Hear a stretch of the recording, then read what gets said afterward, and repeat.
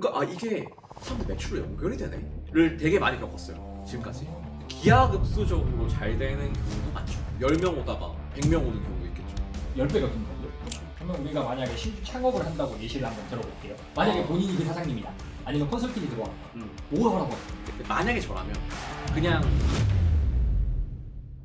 오늘의 출연자 쭈니덕은 네이버 블로그 구독자 25,000명, 뷰티 분야 1위 블로거 출신 인플루언서이자 인스타 팔로워 5만, 스레드 2만, 유튜브 전 채널 구독자 약 3만 명, 현 채널 구독자 6,000명 등 지금 핫한 거의 모든 SNS에서 고르게 성과를 내는 보기 드문 인플루언서입니다. 거기에 자체 브랜드 런칭 및 수출, 네이버 강의 판매를 통해 최대 억 단위 매출을 내는 비즈니스 오너이기도 합니다. 오늘 영상에서는 네이버를 활용해 매출 성장에 도움이 될 꿀팁과 월 100만 원 벌던 전문화사에서 억 단위 매출을 찍는 인플루언서로 변신한 비결을 아낌없이 풀어준다고 하니 끝까지 집중해주세요. 구글이 지금 네이버랑 비등비등한다. 설사 구글이 한 80%를 먹었다고 쳐도 20%를 버릴 수가 없는 게 블로그 광고가 효율이 너무 좋아. 2011년 블로그 광고비랑 지금이랑 똑같아요. 네이버를 안 할 이유가 없어. 가성비가 너무 좋아. 나는 바보지. 울산 삼성동에 카페가 하나 있었거든요. 근데 친구 카페여가지고 손님이 안 온대요. 블로그를 써줬어요. 근데 방문자가 300명, 400명 정도밖에 안 되는데 줄 서는 카페가 있어요. 그 글의 조회수가 3, 400밖에 안 나왔는데 맞아요. 카페에 줄을 쓰더라. 맞아요. 이게 1방문자가 아니라 그냥 뭐 총 방문자가 3, 400밖에 안 됐어요. 유튜브로 치면 영상 조회수 400 나왔는데 네. 매장에 줄을 섰다. 네. 플레이스 세팅 잘하는 거 일단 그냥 기본이 안 돼 있는 데가 그냥 정말 많아요. 기본은 이제 비즈니스 토크는 100% 무료로 돈 주고도 배우기도 어려울 비즈니스 인사이트를 여러분에게 전해드리기 위해 만들어진 팟캐스트입니다. 이 팟캐스트의 지속과 성장을 위해선 여러분의 단 한 가지 도움이 필요합니다. 구독 혹은 팔로우를 눌러주시는 겁니다. 사람이 모이면 영향력이 생깁니다. 이 팟캐스트에 영향력이 생겨야 더 훌륭한 분들을 더 자주 모실 수 있습니다. 여러분이 구독 혹은 팔로우를 눌러주시기만 한다면 저는 최선을 다해 100% 무료로 여러분에게 최고의 콘텐츠를 제공해 드릴 것을 약속드립니다. 구독, 팔로우 부탁드립니다. 비즈니스 토크 지금 시작합니다. 쭈니덕님, 네. 네이버 뷰티 블로그 1위였잖아요.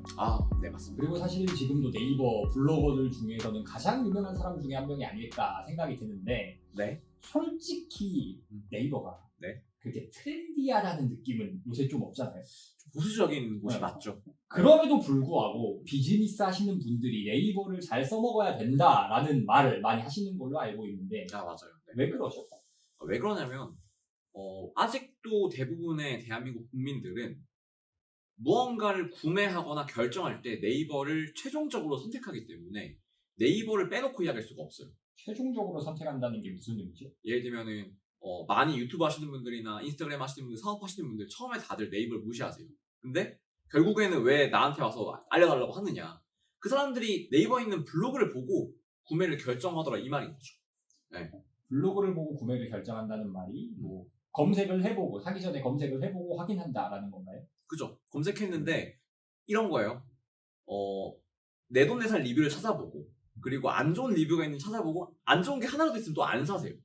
그러니까 그 블로그를 관리하는 게 되게 중요하고 이 블로그 단에다가 내가 원하는 말들을 다 집어넣어야 뭐 100명을 넣었을 때 세팅이 안 돼 있으면 한 명만 구매를 한다고 치면 내가 이걸 잘 세팅해 두면은 뭐 100명이 갔을 때 뭐 10명이 구매한다는 식으로 전환율이 확 바뀌기 때문에 어쨌건 우리가 뭔가 사업을 하고 이걸 했을 때는 절대 네이버는 거릴 수가 없다. 아, 그러면은 뭐 예를 들어서 뭐 로션을 판다라고 하면은 로션 뭐 예를 들어 쭈니덕 로션 쭈이더 로션. 그러면은 그걸 검색했을 때 거기에 좋은 결과물이 깔려 있어야 된다라는 건데 그거를 그냥 사람들이 사고 리뷰하고 그냥 자기가 쓰는 거 아니에요?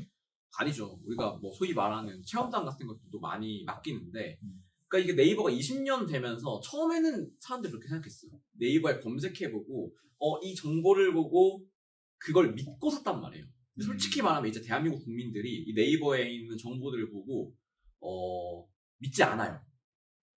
그러니까 믿지 않는다는 게 보고 안 산다는 뜻은 아니에요. 광고인 걸 인지하고 정보를 찾아요. 그걸 좀 더 자세하게 설명을 해주세요. 그러니까 사람들이 이걸 검색할 때 광고라서 안 봐라고 생각하거든요, 다들. 그러니까 일반적인 사람들이 야 네이버 블로그, 네이버 여기서 누가 보냐? 그거 전부 다 광고 아니냐? 근데 맞아요. 전부 다 광고예요. 근데 본다는 거지. 어떤 식으로? 왜냐하면 우리가 네이버 블로그에서 스크롤 쫙 내리면 내가 원하는 정보를 다 얻을 수가 있어요. 얼마인지, 어떤 내용인지. 유튜브 영상으로 보려면, 인스타로 찾으려면 한참 걸리거든요. 그래서 결국 네이버에 들어가서 정보를 보는데 이 정보를 내가 원하는 걸 입력시켜 놓는 거지. 체험단을 통해서. 체험단이라는 건 그런 거잖아요. 내 제품을 줄 테니까 글 써줘. 근데 얘가 되게 좋은 블로거야. 그러면 내 제품이랑 더해서 5만 원 줄게. 그러면 그 사람이 어떻게 써줄 거야 하면 이때 우리 장점은 이거고 써보니까 향이 좋았다. 이런 내용들을 넣어달라는 거지. 그 리뷰는 거짓말일 수도 있어요. 그 블로그 입장에서 안 좋을 수 있겠지. 근데 광고주가 원하는 걸 거기다가 적어두는 거야. 근데 결국에는 그걸로 주안율이 오른다는 거죠. 그러니까 소비자들도 그게 광고인지 안다. 다 알죠 이제는. 다 아는데 그럼에도 불구하고 그게 가장 신뢰할 만한 정보다라고 판단한다는 건가요? 그냥 되게 명확하죠. 광고주가 원하는 정보가 거기 있으니까. 어떻게 보면 미니 상세 페이지를 보는 거예요. 그러면은 그러니까 상세 페이지를 조금 더 여러 군데 뿌려놨다라는 개념으로. 그런 개념이죠. 네. 그럼에도 불구하고 어쨌든 그러니까 광고인 거를 인지해도 사람들이 다 산다.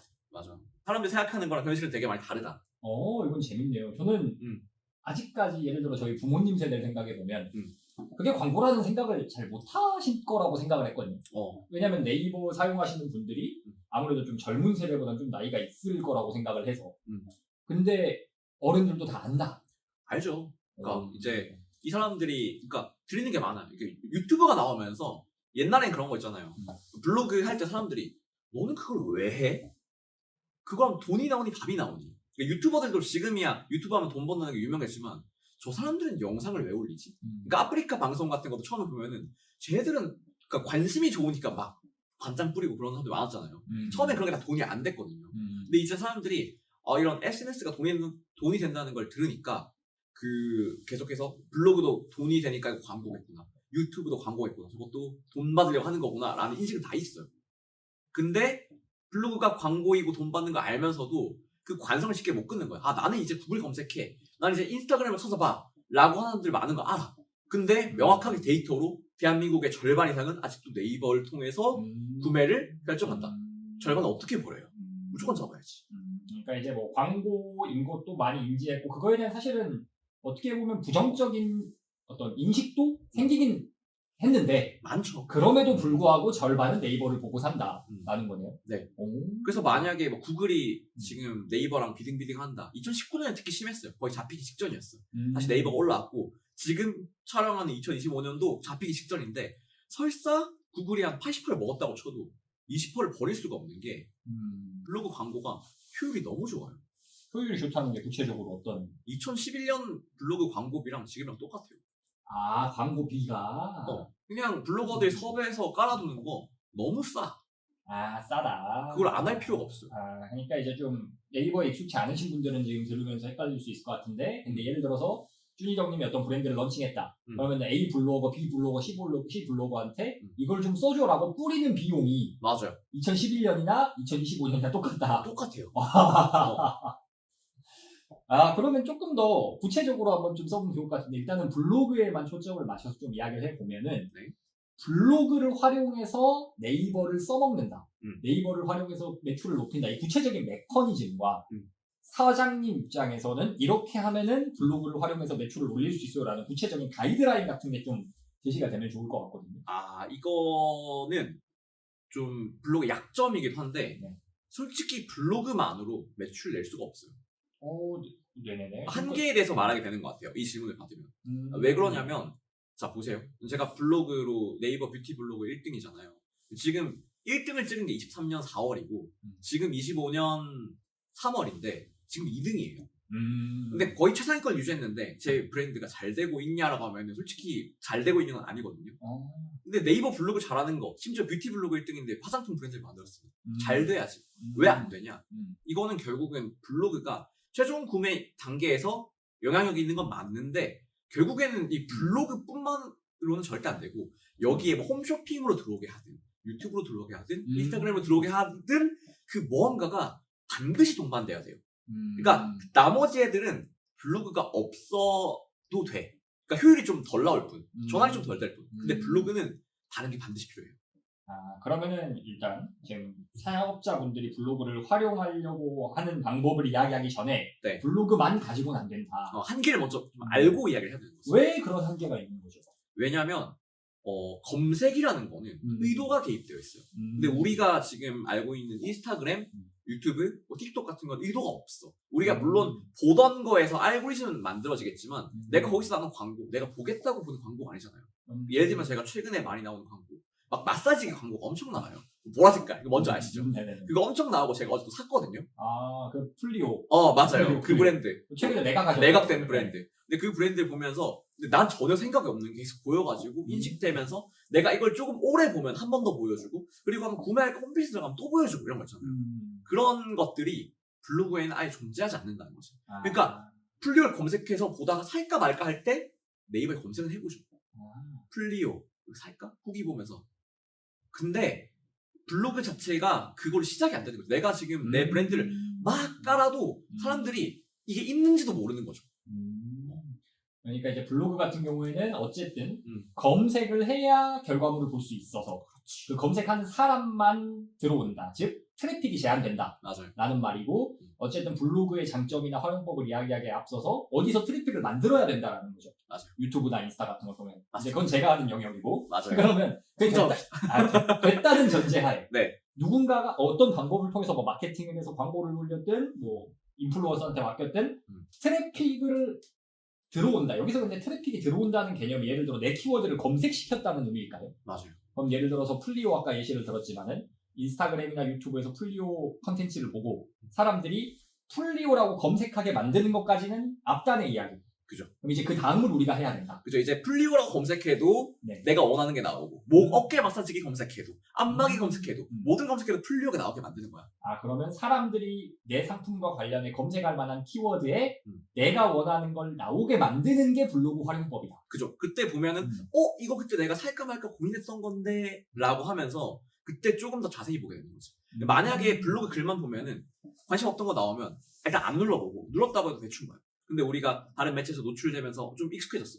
저 보라색깔, 저 마사지기 보다 봤던 것 같은데 하고 안마기 검색하고 보다가 사야겠다 라고 결정하는 거죠. 플리오 유료 광고를 받아야 될 것 같은 느낌. 근데 진짜 좋았어요. 왜냐면은 그 제품이 진짜 OEM 받아서 만들었다는 거 아는데 편견을 가지고 썼는데도 좋았어요. 근데 저희 와이프도 사더라고요. 임산부인데. 그 이야기 하려는 게 아니라. 네. 자, 그런데 문제가 예를 들어서 어깨 마사지기라고 계속 예를 들어보면 네.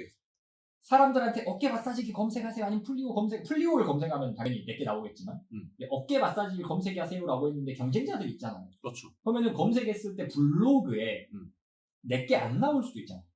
그러면 내게 나오게 만들어야 되는데 그걸 그렇죠. 어떻게 하는 거예요? 일단 되게 쉽습니다. 어깨 마사지를 검색했는데 내게 안 나왔어요. 그럼 나와 있는 사람도 있을 거 아니에요. 그 사람한테 연락하면 되죠.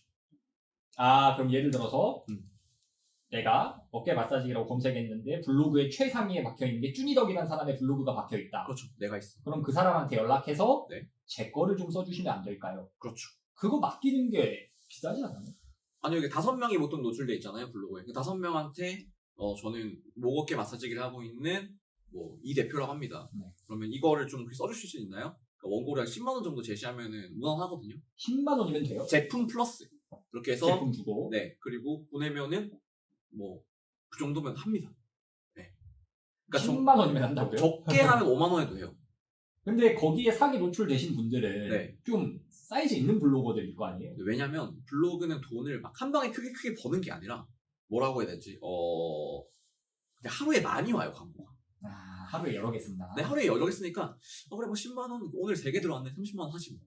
그러면 3개씩 들어오는 거 주말 포함해서 30개라고 치면 90개라고 치면은 900만 원 되는 거죠. 그러면은 상위 노출돼 있는 사람은 어떻게 보면은 밀어내기 전략이네요. 그 사람이 있는 글을 그 사람이 쓴 다른 글로 A 제품을 B 제품으로 바꾸는 작업인데 밀어내는 것도 되고 여기 또 추가적인 개념으로 블로그는 전문성이라는 개념이 있어요. 그러니까 내가 만약에 어깨 마사지기를 한번 다뤄서 노출이 됐으면 다음에 어깨 마사지를 다뤘을 때 이전에도 얘는 어깨 마사지기를 다뤘던 친구구나 하고 가산점이 있는 거지. 한 번 상위 노출을 있다 하면 가산점이 붙어요. 이거는 그 키워드에 대한 점수도 좀 있어요. 그러니까 좀 고인물 플랫폼이다라는 말이 나오는 것 같은데. 그렇죠. 고였죠. 확실히 있죠. 그러면은 어쨌든 아까 앞에서 이 검색어에 트래픽을 넣는 거는 다른 이야기고, 근데 넣었을 때 나오게 하려면은 이미 나와 있는 사람들한테 원고료를 주고 내 거를 주면 써달라고 하면 된다. 가장 직관적인 방법이에요. 네. 근데 그 써달라고 할 때 그냥 뭐 제품 주고 알아서 리뷰해주세요 이렇게 하면 돼요? 아니죠. 그러니까 제품을 주고 제안을 한 다음에 하겠다고 하면 이제 가이드라인을 줘야 돼요. 포스팅 가이드라인. 가이드라인. 그때 이제 내 블로그의 특장점을 잘 녹여서 써달라고 하는 거죠. 사진은 뭐 15장 넣어달라. 글자 수는 1500자 이상. 그리고 중간에 이 마사지기 어깨 부분 잘 보이게 영상을 2개 정도 넣어달라. 이렇게 말하는 거지. 그 가이드라인은 뭐를 기준으로 만드나요? 보통은 이제 본인 자사 상세 페이지를 기준으로 만드는데 워낙 이제 블로그가 오래되다 보니까 그 되게 잘 된 가이드들이 많아요. 그걸 보면서 내 가이드를 만드는 거지. 되게 잘 된 가이드라면 예를 들어서 삼성전자에서 블로거들한테 맡겼던 뭐 가이드라인 이런 거 어디서 구해서 그럴 수 있죠. 따라한다. 네, 쉽죠. 많아요. 정말 많아요. 네. 그런 식으로. 네. 근데 가이드라인을 똑같은 걸 줘도 어차피 블로거가 각자 스타일에 맞게 쓸 거니까. 맞아요. 그걸 결국에 블로거분들의 톤 앤 매너에 맞게 써달라고 부탁을 하고, 삼성전자 제가 직접 협찬 받아봤는데 갤럭시 워치 받아봤거든요. 근데 거기서 대행사예요. 그러니까 결국 잘하는 대행사의 가이드라인을 이렇게 쓰는 거죠. 네. 대행사가 잘하면은 거기서 가이드라인을 잘 주고, 내가 만약에 개인 자영업자다라고 하면은 어디서 얻어요? 그런 잘하는 회사들의 가이드라인. 그러게 일단 생각해보면 저는 그걸 매일매일 엄청 많이 받으니까. 근데 그럼 고인물 전략이고. 네. 뉴비면. 그러게 뉴비들은 그걸 어디서 받을까?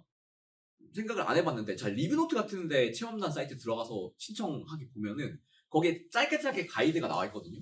그런 걸 참고해도 괜찮을 것 같아요. 리뷰노트가 뭔지 모르시는 분들도 계실 수 있어서. 리뷰노트는 그러니까 지금 이거 모르면 사장님도 하면 안 되는데 지금은 요즘에 예전에 체험단 하려면 항상 수수료를 많이 줬어야 되는데 리뷰노트가 이 시장을 좀 흔들었어요. 나오면서 수수료 없는 체험단, 그러니까 플랫폼인데 어쨌건 간에 우리가 그 소위 말하는 쿠팡 전략을 나가잖아요. 지금 당장 막 무료로 해주고 나중에 돈 벌겠다. 지금 적자 나도 된다. 지금 적자 나도 된다. 그러니까 지금 체험단을 무료로 해주는 사이트가 있어요. 그러니까 그 리뷰노트 사이트에 보면은 엄청나게 많은 10,000개가 넘는 체험단이 올라와 있는데 거기에 많은 가이드가 있습니다. 그런 것들 참고하면 될 것 같아요. 그러니까 체험단이라는 게 그런 거죠. 예를 들어 내가 식당을 해. 근데 처음 오픈해서 후기가 없어. 그러면은 거기 리뷰노트 같은 플랫폼에다가 혹시 저희 식당 가서 밥 먹고 가실 분 하고 올리는 사이트를 원래는 그 사이트에 돈을 주고 맡겼어야 됐는데 맞아요. 리뷰노트가 그걸 공짜로 풀어버렸다. 그죠. 그래서 사용자를 늘려서 할 예정이다. 맞아요. 그러니까 30명 보내주세요 하면 30명에 얼마입니다 했는데 리뷰노트는 그냥 올리고 뽑아서 가세요. 그러면 사장님 입장에서는 내가 맡길 건데 일단 맡길 때 어떻게 맡겨야 될지 모르니까 내가 맡기는 사람 입장이 아니라 받는 입장이 돼가지고 저 해보고 싶어요 해서 가이드라인 훔쳐보라. 그러니까 딱 훔쳐보지 않아도, 그러니까 신청을 안 해도 눌러보면 가이드가 보여요. 그냥 적어놨어요? 제 기억이 맞다면 그럴 거예요. 네. 오케이, 좋습니다. 그러면 그거를 만약에 상위 노출 확실하게 먹고 싶다 하면은 5개 노출되면 그 5명한테만 하면 돼요? 5개 놓쳐서 5개가 다 뜨진 않죠. 확실하게 하고 싶을 때는 이제 밑에 담겨있는 10명한테 보내면 되죠. 담겨있는이라는 건 블로그 탭 눌렀을 때 맞아요. 나오는 거. 밑으로 쭉 나오는 사람들까지. 그렇게 해도 사실은 뭐 기업 입장에서 따지면 10만원씩 10명에도 100만원이면 100만원 할만하죠. 다른 어떤 인플루언서 광고 맡기느니. 그러니까 제가 처음에 말했던 게 네이버를 안 할 이유가 없어. 가성비가 너무 좋아. 그냥 100만 원이면은 요즘에 10,000명 유튜버 한 명한테 광고하는 거랑 비슷한 단가거든요. 근데 검색창 다 먹을 수 있다? 안 하면 바보지. 그러면은 검색했을 때 나오는 거를 지금 블로그로 먹는 방법에 대해서 이야기를 한 건데, 막 카페 이런 것도 공략 많이 하잖아요. 카페 바이럴? 그거 많이 하죠. 옛날에 뭐 카페 침투라고 해서 그 강사분들 되게 논란이 많았던 적도 있잖아요. 어떤 강사요? 그러니까 이제 알바 써가지고 막 여기 뭐 사회 강의는 이 사람이 최고다. 그래서 막 서로 네거티브 하고 난리 났었는데. 예전에.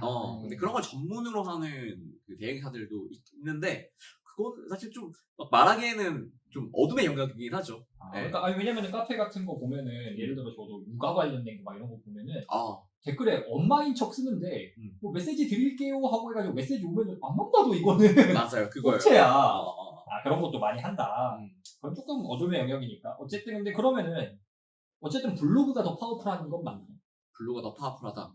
전환율은 카페가 좀 더 셀 수도 있어요. 왜냐면은 또 그런 밴드랑 카페 특성상 리더가 있어요.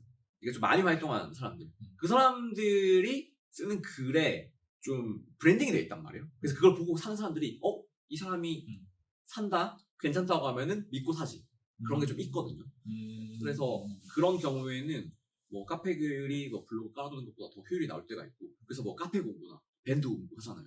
그런 맨파워가 되게 있는, 그러니까 정말 마이크로 인플루언서인데 그 집단이 100명이든 200명이든 되게 판매가 많이 되거든요.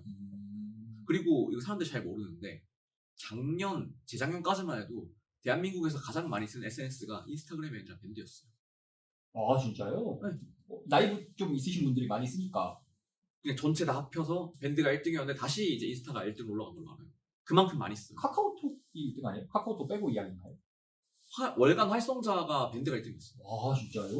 응. 그건 처음 듣는 건데. 근데 어쨌든 응. 아까 공략하는 게 블로그가 좋냐 카페가 좋냐라고 했을 때 전환율이 카페가 높을 수 있다. 카페나 밴드가 특징은 좀 그 관심 있는 사람들이 모여 있으니까 그죠. 그게 더 셀 수는 있다. 근데 그냥 순수하게 상위 노출 측면에서만 본다면은 블로그가 가장 싸게 먹히는 방법일 수도 있겠네요. 지금 사실 블로그밖에 없죠. 블로그밖에 없죠. 그리고 아니면 파워링크 광고 돌리거나 아니면 지식인 좀 해주거나 하는 정도예요. 왜냐면 포스트가 없어졌거든요. 블로그 포스트, 네이버 포스트라는 메뉴가 없어졌으니까 맞아요. 원래 검색어에 노출될 만한 건덕지가 블로그가 제일 이제 블로그밖에 없다. 그렇죠. 네. 그러면은 이렇게 쭈니정님이 어떤 예를 들어 방금 저희가 말했던 메커니즘 어떤 제품이 있다 했을 때 그거 검색했을 때 뭐 나오게 세팅을 도와주신 적도 많이 있을 거 아니에요. 그렇죠. 아니면 뭐 강의도 하시니까 그 강의를 배운 사람이 적용도 해봤을 거고. 맞아요. 이렇게 해서 검색어를 먹었을 때 가장 좀 좋은 사례, 좋은 사례. 좋은 성과가 났던 사례 그런 게 있나요? 내가 좀 되게 기억에 남는 사례가 하나 있는데 그 2020년도였거든요. 그러니까 왜냐면 그때는 저도 블로그 파워를 잘 모를 때였어요.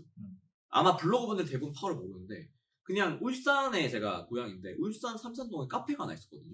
근데 친구 카페여가지고 손님이 안 온대요. 그래서 좀 블로그를 하니까 블로그 포스팅이라도 하나 해줘야겠다. 근데 이게 얘를 잘 되게 해주는 목적보다는 친구니까 내가 뭐 할 수 있는 거라도 최대한 해주자 이런 느낌이었거든요. 써주셨어요? 블로그를 써줬어요. 근데 블로그를 가서 사진을 찍고 써줬는데 나름 사진 예쁘게 찍었어요. 그래서 이제 울산 삼산동 카페에서 그 카페가 나왔어. 근데 방문자가 300명, 400명 정도밖에 안 되는데 줄 서는 카페가 있어요. 1 방문이 3,400이었는데? 그냥 글에.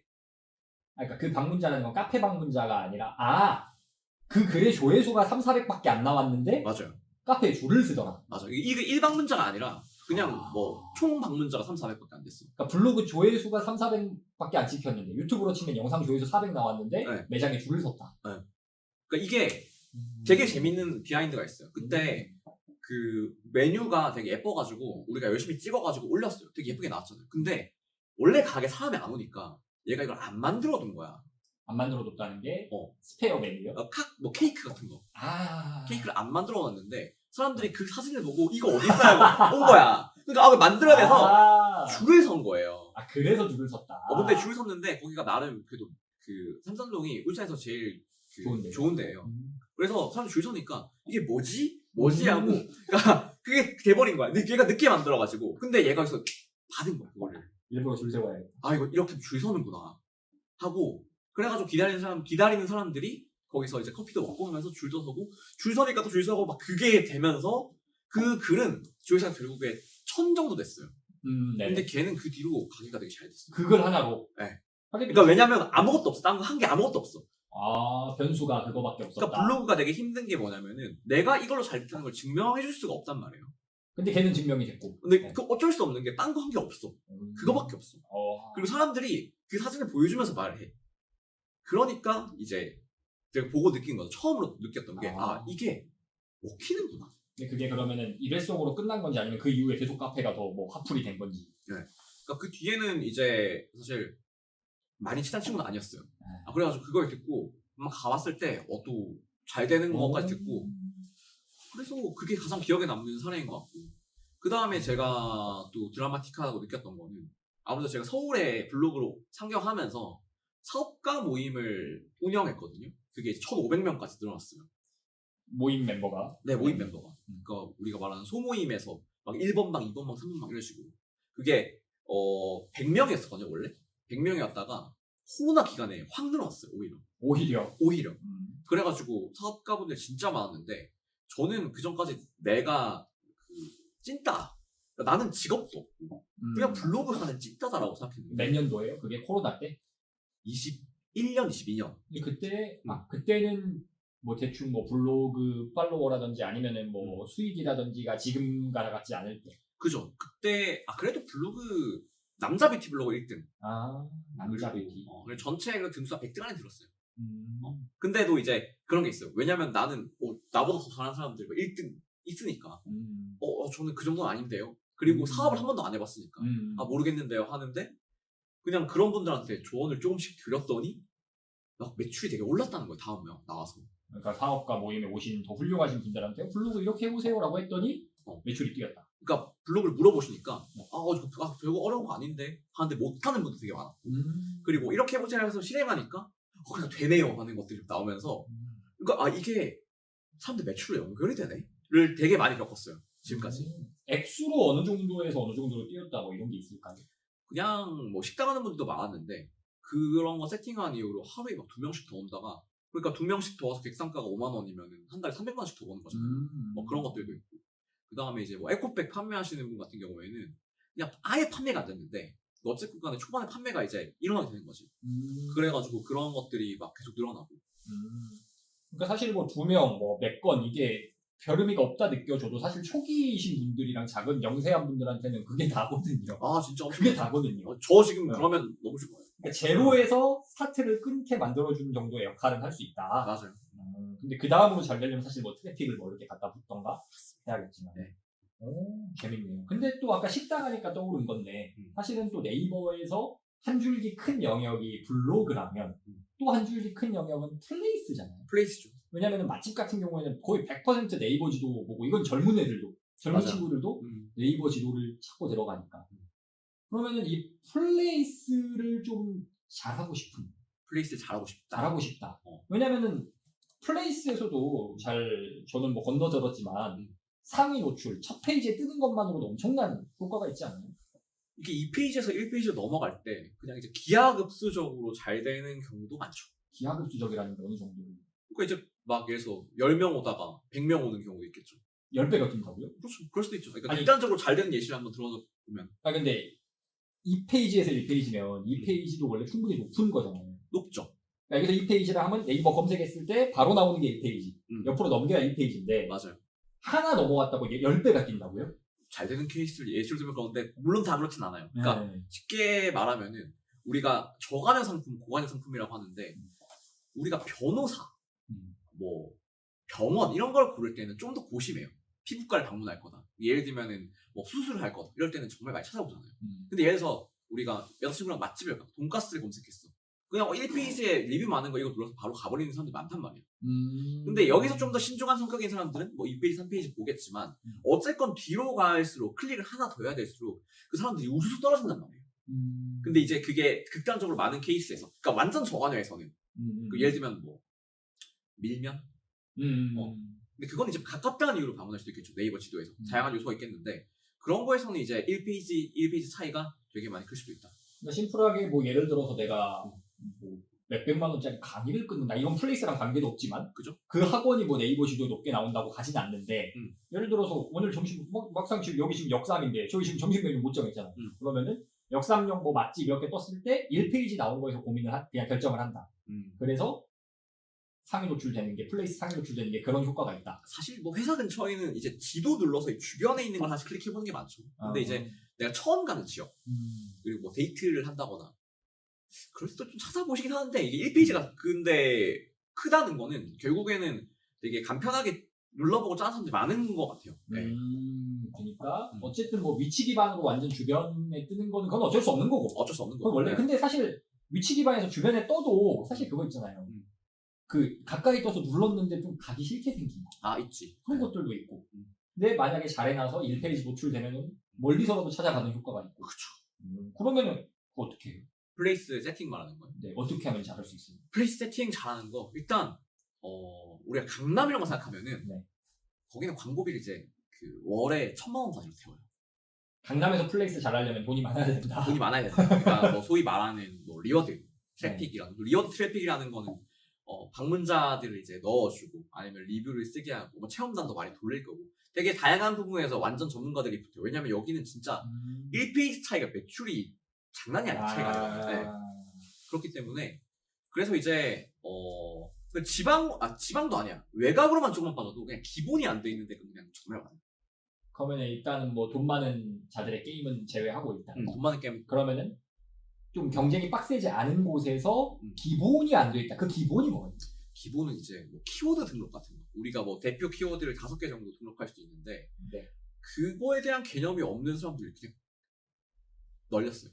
어떤 걸 말씀하시는 걸까요? 그 플레이스에 내가 예를 들어서 뭐 쭈니더 코퍼레이션 그 회사가 있어. 그럼 그걸 등록할 때 키워드를 등록한다는 거는 어떤 키워드를 적어놓으면은 그걸 검색하면 내가 떠요? 그렇죠. 그러니까 대표 키워드 등록해두면 내가 이제 검색에서 대상이 될 수가 있는데 그거를 이제 되게 허무하게 날려버린 사람들이 많단 말이에요. 예를 들어서 뭐 내가 홍대에다가 돈가스집 세웠는데 홍대 돈가스, 홍대 치즈가스, 홍대 뭐 이렇게 해봤자 여기는 교차 검색이란 말이에요. 그러니까 똑같은 단어를 2개씩 쓸 필요가 없어요. 교차 검색이라는 대표 키워드에 예를 들어 홍대 돈가스 하나 썼다. 홍대 돈가스, 홍대 치즈가스면은 홍대 치즈가스 그리고 홍대 돈가스가 다 검색돼요. 그러니까 이 앞에 홍대는 필요 없는 거지. 그럼 여긴 연남동을 해야 되는 거지. 이해를 못했습니다. 2개 다 홍대를 쓸 필요가 없단 말인가? 그렇죠. 그러니까 중복된 단어를 쓸 필요가 없어. 그럼 하나는 홍대 돈가스, 하나는 연남동 치즈가스. 그런 식으로. 이렇게 써야 돼. 주변에 있는 상권으로. 뭐 음. 그러거나 아니면은 키워드 조합을 되게 잘 하는 게 중요하고 그리고 주변에 잘 되는 곳에 키워드를 파볼 줄도 알아야 되고 그게 나한테 맞는지 테스트도 해볼 줄 알아야 돼요. 자 그러면은 일단 키워드를 일단 처음에 골라야 되잖아요. 뭘 기준으로 골라요? 고를 때는 보통 주변에 있는 나랑 비슷한 업종을 파보죠. 파본다는 게 무슨 얘기죠? 얘네가 뭘 했는지. 아 그러면은 다른 예를 들어서 내 동네에서 잘 되는 애 눌러보면은 걔가 대표 키워드를 뭐 했는지가 보여요? 구지도랑 신지도가 있는데 구지도는 보이고 이거 점점 깊어지지 않나? 구지도는 보이고 신지도는 여기 그 매장 플레이스를 눌러서 오른쪽 마우스 누르면 프레임 소스 보기라고 나와요. 아 그러니까 여기서 구지도 신지도는 네이버 지도에 2버전이 있고 신버전이 있는 거예요? 네. 2버전은 그냥 키워드 뭐 써서 5개 다 나와. 그리고 막 무슨 국가 바우처를 받는 사람 6개가 나오기도 하고. 근데 이제 신지도는 안 나오는데 플레이스 누르고 옆에 프레임 소스 보기 누르고 거기다가 컨트롤 F로 키워드 리스트를 검색하면 뭘 썼는지가 나와요. 이거는 근데 사실 뭐 네이버에 플레이스 키워드 확인하는 법 이렇게 치면 누가 설명해놨을 것 같죠? 많죠. 예. 그래서 주변 애들이 무슨 키워드를 공략했나 봐야 된다. 근데 주변 애가 세면 내가 그거 공략해도 못 먹는 거 아니에요? 그러니까 이제 그걸 데이터들을 기반으로 쫙 펼쳐놓고 네. 보통은 이제 4개 정도를 대표적인 것들을 해놓고 여기 5번째 키워드를 계속 바꿔가면서 테스트를 해봐요. 그러니까 예를 들어서 어떤 대표적인 회사 그 근처에 잘 되는 식당의 키워드가 5개면 4개 똑같이 나도 해놓고 나머지 하나 중에 내가 짱 먹을 수 있는 걸 찾는다 계속. 사실 이게 예시가 없으면 되게 힘든데 상세로 다 잡을 수 있으면 다 잡아요. 키워드를 상세로 잡을 수 있으면 다 잡고 그리고 그걸 잡기 위해서 주변을 다 분석해서 그걸 조합해서 짜는 게 이제 플레이스 설정에 좀 되게 중요한 스킬이죠.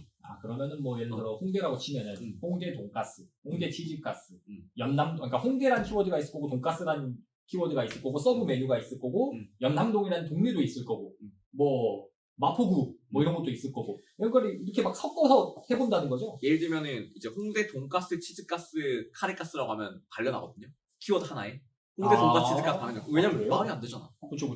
근데 이제 예를 들어서 홍대 돈가스 카레 무슨 가스오브시라는 게 있어. 그럼 가스오브시랑 카레랑 돈가스가 다 잡히잖아. 근데 만약에 말이 안 되는데 이게 말이 된다고 만들었다고 쳐 우리가 그 단어를. 그래서 그걸 승인시켜가지고 최대한 많은 걸 여기 압축시켜서 하는 방법도 있어요. 근데 이건 뭐 경우에 따라 달라서. 경우에 따라 변수가 되게 많고요. 이거는 사실 설명이 굉장히 복잡해질 것 같아서. 복잡해지요. 네, 맞아요. 네. 그래서 본인이 혹시 무료 강의 이런 거 나와요? 무료 강의요? 무료 강의 이런 내용? 이런 내용은 안 나와요. 아. 그냥 이제 플레이스 대행을 어떻게 할 수 있는가. 아. 대행을 할 수 있는 작업이니까 플레이스를 어떻게 접근해야 되는지 나오죠. 네. 좀 알려줘요 무료 강의에서. 그렇게 하도록 하겠습니다. 네. 좋습니다. 아무튼 어쨌든 핵심은 네이버가 아직까지도 파워풀하다. 왜냐면 구매 끝단에 있기 때문에. 맞아요. 특히 식당 예시로 들어보면 플레이스에서 노출되면 그거 보고 가고. 맞아요. 블로그도 사기 전에 검색을 해본다. 라는 거죠. 그리고 네이버를 해야 된다. 그러면은 순서가 사실은 예를 들어 이제 신규 비즈니스를 하시는 분들 아니면 아직 영세하신 분들 같은 경우에는 네. 그럼 네이버를 먼저 깔아놔야 되는 거냐 아니면은 뭐 유튜브나 인스타 같은 그런데 광고를 먼저 돌려봐야 되는 거냐 순서가 궁금하실 것 같기도 해요. 저라면 사실 당연히 정답은 없어요. 이런 거에. 뭐 유튜브에 먼저 깔면서 반응 보고 깔아도 되고. 근데 만약에 저라면 그냥 체험단 같은 거는 보통 우리가 재고나 아니면 재료값은 저렴하잖아요. 체험단이 제일 접근하기 쉬운 방법이거든요. 체험단으로 그러니까 막 좋은 블로거 찾으려고 하지 말고 그냥 한번 뿌려보는 거예요. 한번 뿌려봐라. 왜냐면은 우리가 쭈니더 돈가스다 검색해도 절대 안 나오는데 그 검색해도 나오는 정도, 그러니까 내 뾰족한 상세 브랜드를 검색해도 나오는 정도는 깔아두고 그 뒤에 이제 유튜브를 할 건지 아니면 좀 더 좋은 퀄리티의 블로거한테 깔 건지 그걸 좀 더 결정하는 게 좋을 것 같아요. 우리가 만약에 신규 창업을 한다고 예시를 한번 들어볼게요. 네. 지역은 다산신도시. 다산신도시. 다산신도시 무슨 동이죠, 거기가? 그 동네 동이 다산동인가요? 그냥? 다산동. 오케이, 그러면 다산동에 카페를 개업한다. 카페를 개업하는데 조금 감성, 인스타 감성 있는 카페를 개업하는 사장님 입장이라고 가정해볼게요. 네. 그럼 이분이 초기에 해야 될 작업, 만약에 본인이 그 사장님이다. 아니면 컨설팅이 들어왔다. 뭐 하라고 할 거예요? 일단 사장님 오케이 가게 오픈했어. 예쁘게 다 만들었어. 이제 아무도 아직 안 온 상태야. 일단 리뷰노트에서 체험단을 깔고 리뷰노트에 체험단을 깐다는 건 네. 키워드 뭐로 잡아요? 키워드는 또 이제 제가 바로 말할 수가 없는 게 키워드 조사를 해야 되거든요. 조사를 해야 된다. 블랙키위라는 사이트를 통해서 발행량이랑 검색량 비교해보고 그리고 그 발행량이랑 검색량을 올린 블로거의 레벨, 그러니까 지수를 본 다음에 이 사람을 이길 수 있는 사람을 섭외해가지고 좀 약간 어려워지고 있잖아요. 그러면 심플하게 제가 그냥 키워드가 검색을 해봤더니 다산 감성 카페가 좋은 키워드다라고 판명이 났다고 가정해볼게요. 그럼 이제 다산 감성 카페를 맨 앞에 써주세요. 그리고 본문에다가 다산 감성 카페가 자연스럽게 들어갈 수 있게 좀 녹여서 한 뭐 3번, 4번 정도 넣어주세요 라고 말한 다음에 그리고 이제 우리 카페 장점 뭐 역에서 도보로 몇 분 정도 걸린다. 그리고 플레이스 지도를 넣어달라. 그리고 사진을 찍을 때 뭐 여기 찍어달라. 이런 것들 좀 많이 부탁하겠죠. 그리고 시그니처 메뉴 좀 어떻게 넣어달라. 그리고 매출로 이어지게 하려면은 뭐 예를 들면은 우리 시그니처 메뉴가 아포카토야. 아포카토면은 거기다가 뭘 같이 먹으면 좋다 해서 객단가를 좀 끌어올리는 식으로 블로그 포스팅을 작성할 수도 있고. 왜냐면 사람들이 그걸 보고 메뉴 선택을 결정하거든요. 메뉴도 그거 보고 고르니까. 그렇죠. 그리고 플레이스 할 때도 내가 사진 잘 찍으면 좋겠지 못 찍는다. 그럼 사진 찍는 분 불러서 플레이 세팅하는 거 도와달라고 말씀을 드릴 것 같고요. 그래서 어쨌든 사진 찍는 거랑 메뉴 설정하는 거 하고 그리고 이제 플레이스 리뷰가 쌓일 수 있게 네이버 예약 이벤트나 그런 것들 좀 뭐 카운터 앞이나 그런 식으로 좀 걸어둘 것 같고요. 정리하면은 일단 첫 번째 키워드를 찾아야 되는데 그 과정은 좀 복잡하니까 일단 뭐 정했다 치면은 그 키워드를 블로그 맨 앞에 제목의 맨 앞에 쓰는 게 좋은 거죠. 그렇죠. 네, 그러면 그렇게 쓰는 걸로 조건을 가이드라인을 만들어서 체험단을 뿌려놓고 그리고 그 체험단 내용에 여기 와서 이걸 먹어야 돼요. 아니면 여기는 뭐 여기서 얼마나 가까워요 하는 장점과 어떤 구매 포인트들을 녹여서 그 사람들 고민 포인트 정해주는 거죠. 주차 되냐? 주차 가능. 그리고 여기 뭐 가격이 얼마지? 가격 얼마. 그 다음에 또 아까 말한 것처럼 도보 얼마. 도보에서 얼마나 걸리고. 그리고 거기에 근처에 컨텐츠도 같이 만들어주면은 올 이유를 만드는 거죠. 옆에 무슨 다산 정약용 도서관이 있어요. 나가지고 애들이랑 여기 정약용 도서관 갔다가 도서관 나오는 길에 여기서 하나 달달한 거 하나 먹고 가면 너무 좋더라고요. 그거 진짜 있는 도서관이요? 있어요. 진짜요? 네. 다산이 그 다산이었어요? 맞아요. 몰랐어요. 오. 그래서 그런 식으로 이제 기획을 하는 거죠. 상세 페이지랑 비슷해요. 그러니까 진짜 그냥 물건 팔면은 쿠팡에서 물건 팔면 상세 페이지 보고 이거 되네라고 하고 사듯이. 그렇죠. 이제 블로그에다 그거를 체험단 통해서 깔아놓고 마찬가지로 그 깔려있는 내용에 맞는 내용, 맞는 사진 이런 게 플레이스에도 녹아 있어야 된다. 주차 가능하다 썼으면 주차 가능, 주차 설명 있어야 되고. 그리고 결국에는 블로거들도 그런 리뷰를 보고 따라서 먹고 또 리뷰를 쓰거든요. 자연적으로 방문하는 사람들도. 아 진짜 그냥 찐 블로거들 광고 받은 사람들 말고 그치. 체험담 받은 사람들 말고. 그렇죠. 그리고 또뭐 새로 오픈한 카페는 새로 오픈 버프가 있어가지고 어차피 잘 뜨거든요. 그때 버프 있을 때 리뷰가 자동으로 계속 생성되는 구조를 만들어놔요. 새로 오픈 버프라는 게 네이버에서 실제로 뭐 띄워줘요? 새로 오픈하면? 네, 새로 오픈이라고 떠요. 그냥. 아. 그때 사람들이 막 약간 어버 하면서 많이 그 기회를 놓치시는데 그때 깔끔한 세팅을 빡 해버려야 돼. 깔끔하게 세팅을 하면 새로 오픈 버프로 네이버 지도에 상위 노출 됐을 때 음. 와서 영수증 리뷰 남기면 뭐 주네? 뭐 블로그 리뷰 써주면은 나한테 뭘 공짜로 주네? 이렇게 이벤트에서 리뷰가 알아서 쌓이게. 쌓이게 하고 그리고 새로 오픈일 때는 그 내 장점을 잘 오픈해줘. 오픈해서 깔끔하다 이런 거 본문에 넣어주고 그리고 그러니까 결국에는 우리가 블로그나 상세 페이지는 내 장점을 넣어야 되는 거야. 오픈해서 깔끔하다. 오래됐으면은 또 한 자리에서 오래 해야 되는 건 이유가 있다. 그런 식으로. 블로그 포스팅은 그런 식으로 가이드를 잘 짜는 게 되게 중요한 거죠. 재밌네요. 어쨌든 이 네이버라는 것도 사실은 우리는 너무 익숙하게 그냥 쓰는 건데 네. 그 뒤에 사실 되게 많은 고민과 많은 전략이 들어가 있는 있죠. 다 장사꾼 놈들. 장사가 안 되면은 네. 안 된다고 말하면 여기가 구석에 있어서 사람 은근히 한적해서 책 읽기 좋다. 조용하다. 장점이란 말이야. 바글바글하면 짜증나잖아. 사람이 엄청 많이 온다. 많이 오는 곳이다. 나만 알고 싶은 곳. 무조건 다 장점이야. 과묵한 사람들, 조용한 사람들, 그러니까 비난하자면은 너무 재미없다잖아. 근데 저 사람 되게 신뢰감 있어. 시끄러우네. 저 친구 되게 밝아. 모든 걸 다 장점 바꿀 수 있어요. 그러니까 이제 블로그 같은 거를 쓰고 정보를 깔아놓을 때 그냥 사람들이 많이 그러잖아요. 나는 저기 경쟁하는데 대비 이것도 약하고 이것도 부족하고 이래서 안 될 것 같은데 그게 아니라 약점을 포장해라. 여기는 뭐 안 되는 것들이 있으면은 사장님의 고집이 느껴진다. 철학이 있는 곳이다. 그럴 수 있잖아. 근데 너무 좋은 것 같아요. 그렇게 하는 거예요. 네. 그렇게 하면 왠지 사실 뭔가 구리다고 생각했던 것도 그러니까 가마 혼자가 쓰는 변론제라고 했던 것도 사장님이 싸가지가 없어도 사실은 욕쟁이 할머니다라고 알고 오면은 친근감이 재밌거든요. 그러니까 사실 그게 이제 대행을 하는 사람들의 역할이죠. 얼마나 여기에 맛을 잘 살려주는가. 근데 사장님이 뭐 직접 하신다면은 이제 그거에 맞는 가이드라인을 짜서 이렇게 써주세요라고 맡기거나 주변에 많이 물어보셔야 돼요. 우리 가게 장점이 뭐야? 그래서 물어보셔야지. 네. 근데 그 단점 또한 장점으로 바뀔 수 있다. 재밌네요. 무조건 단점은 장점이 있습니다. 와, 근데 방금 이거 되게 좋은 것 같아요. 근데 이런 어떤 글을 어떻게 써야 되는지 아니면 뭐 네이버에서 어쨌든 어떻게 액티브하게 활동해야 되는지 효과를 어떻게 내야 되는지 이게 장기간에 걸쳐서 완성된 노하우잖아요. 그렇죠. 그러면 또 어떻게 블로그를 시작하셨고 또 얼마나 했는지 이런 게 궁금해지는데 제가 블로그를 시작한 게 2007년 2007년이면 잠깐만 지금 저랑 동갑이시니까 중학교 3학년 이때 저희 중3이에요? 고1 아닌가? 그 93이죠? 아닌데? 빠른 고3인데 2007년이 2007년 고1일걸요? 그런가? 아니야 중3이야 중3 맞죠? 중3 맞죠? 2007년 중학교 3학년 때 시작을 했는데 그때 이제 제 컴퓨터에 뒤통수 튀어나온 컴퓨터였어요. 그쵸 뒤통수 튀어나온 컴퓨터인데 그때 당시에 게임을 되게 많이 했거든요. 제가 좋아하던 게임이 겟앤푸드라는 게임이었는데 그 겟앤푸드라는 게임이 잠깐 렉이 걸리면 죽어요. 맞아. 날아갔어. 맞아. 번지사 하거든요. 근데 제 컴퓨터가 좋은 컴퓨터가 아니었어요. 계속 그렇게 죽으니까 친구들한테 놀림 당하고 너무 하기 싫은 거야. 그러니까 컴퓨터가 좀 안 좋았던 거죠. 네. 친구들 컴퓨터 사양 대비. 맞아요. 친구들은 그때 뒤통수 아닌 컴퓨터도 있었거든요. 겟앤푸드가 그렇게 사양이 높은 게임이 아니었던 것 근데 같아요. 그 정도로 컴퓨터가 안 좋았어요. 그래서 제가 할 수 있는 게 스타크래프트 정도였거든요. 그래서 제가 또 승부욕이 되게 센데 그런 걸로 치는 게 너무 싫어서 그럼 나는 이걸로 게임 안 해. 하다가 찾은 게 블로그였어요. 게임을 하다가 블로그로 가는 것도 신기하긴 한데 그죠? 블로그를 처음에 왜 블로그를 해야겠다? 왜 정착 과정이 뭐예요? 사촌 형이 블로그를 했어요.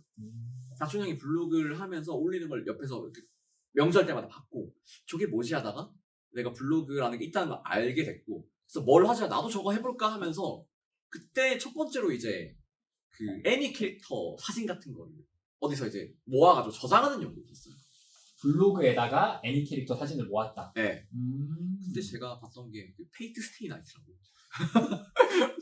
그러니까 세이버짱 이런 거 있거든요. 그런 거 올렸는데 사람들이 좋아해. 퍼가요. 퍼가요 하트. 퍼가요. 그때 당시에 약간 블로그가 인간 맛이 좀 있었거든요. 그때 스크랩 누르면 퍼가요 자동으로 남기는 것 선택이 있지 맞아요. 않았어요? 퍼가고 그리고 뭐 되게 좋네요 달리니까. 관종이잖아요.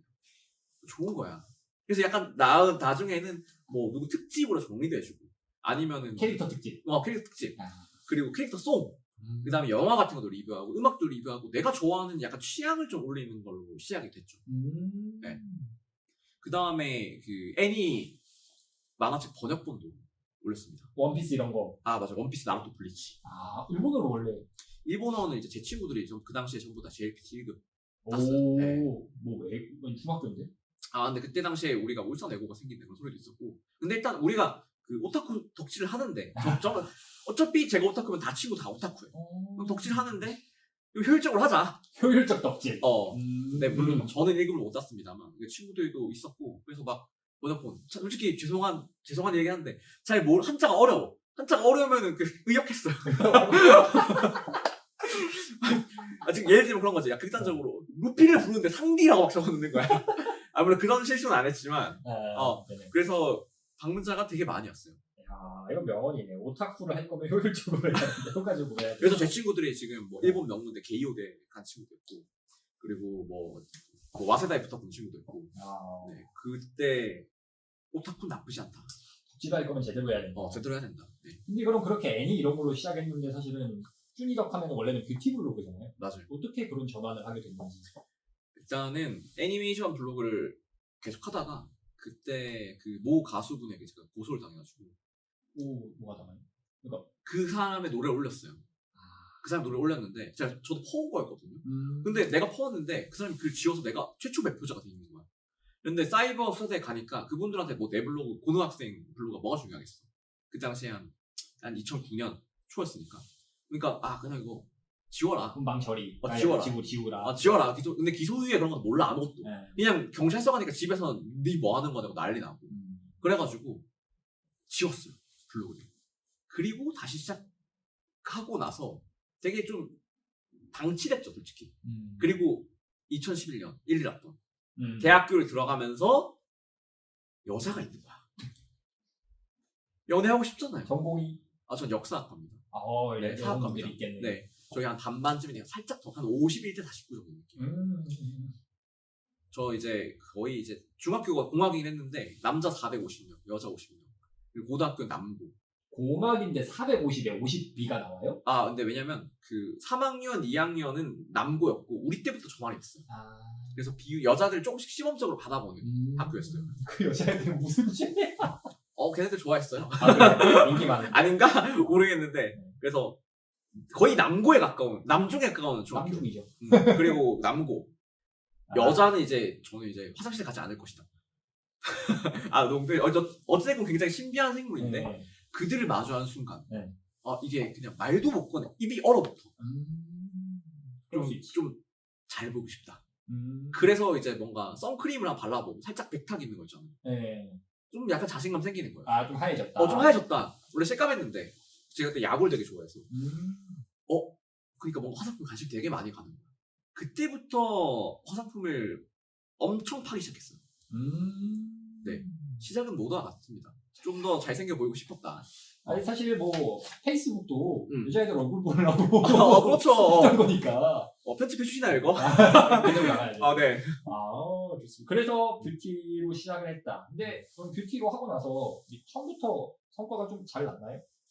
아니, 완전히 안 났던 게 그때 당시에 남자 뷰티 없었어요. 남자 뷰티로 아예 한정해서. 네. 남자가 뷰티 하는 케이스는 그때 제가 아는 게 딱 한 명이었어요. 누구죠? 그게 지금 파파레서피 김한균 대표님이라고 저의 롤모델 레전드. 마이 프레셔스. 그때가 1세대 파워블로 오셨거든요. 그분 말고 없었어요. 블로그로 시작하셨구나. 네, 맞아요. 그래서 이제 그분 그 다음에 또 되게 한편으로는 안타깝지만 그때 당시 남자가 화장품 쓰면 게이였어요. 맞아. 쓰면 뭐 발랐다면 에이 좀 분칠했대 하면서 막 그런데 이제 그 과정에 버텼던 거죠. 그리고 이제 제가 2011년부터 잘 될 수 없었던 이유는 군대를 갑니다.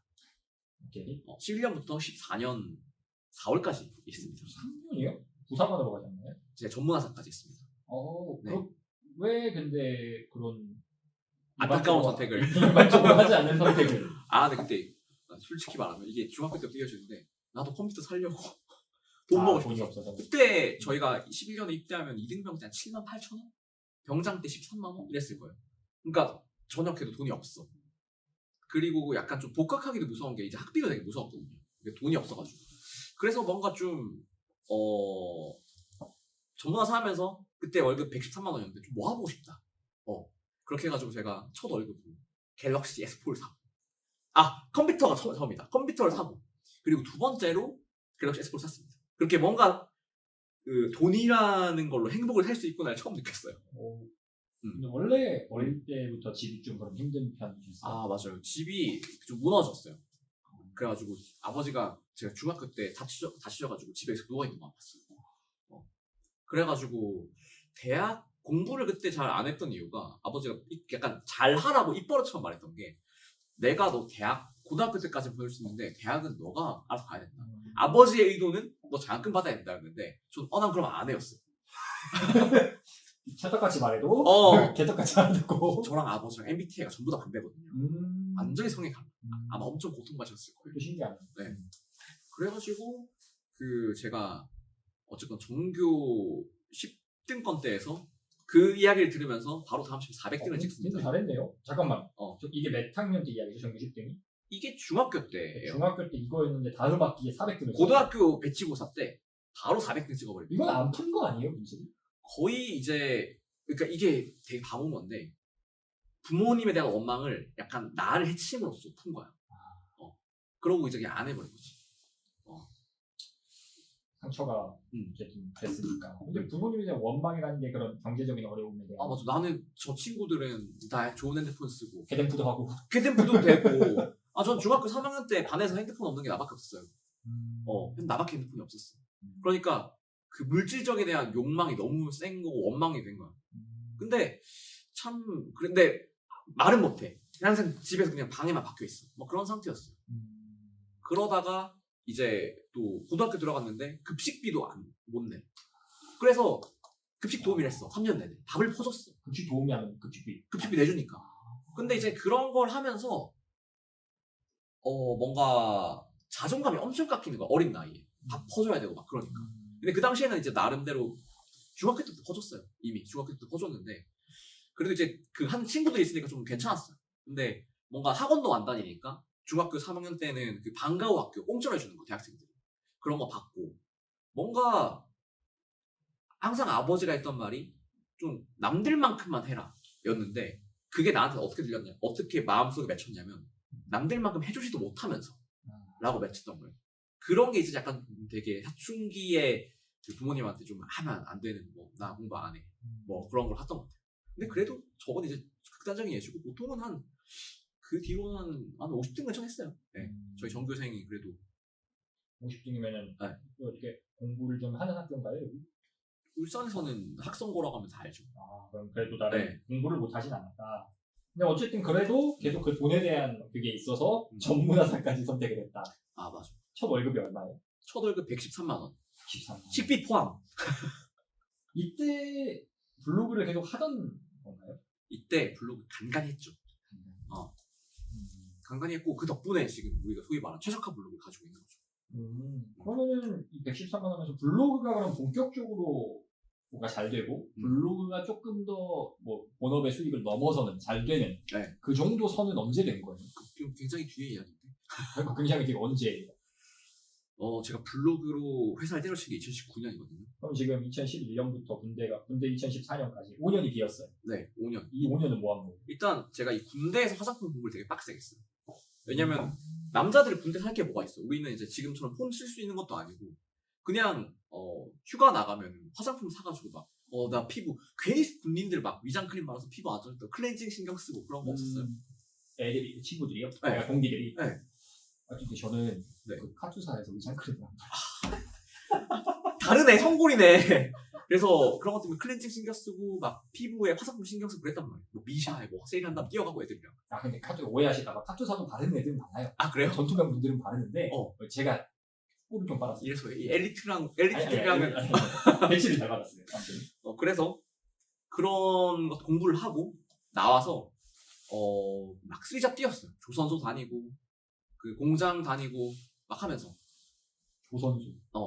그러다가 이제 그 과정에서 당연히 블로그 좀 했고 그러다가 인생의 전환점.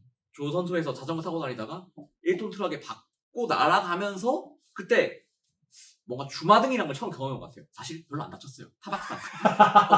근데 그게 약간 무슨 주마등이에요. 근데 이렇게 딱 문 앞에 있을 때 딱 박았는데 아프긴 했어. 네. 아팠고 그리고 그때 당시에 막 삐 소리 들리고 그런 거 기억나. 근데 그때 그 생각이 들었어. 나 내가 하고 싶은 거 해야겠다.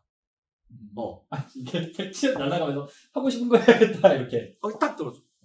다시 그냥 끽 끽. 심지어 그 중고급 안에 안전 그 속도가 있어가지고 그쵸. 30km도 안 됐을 거야.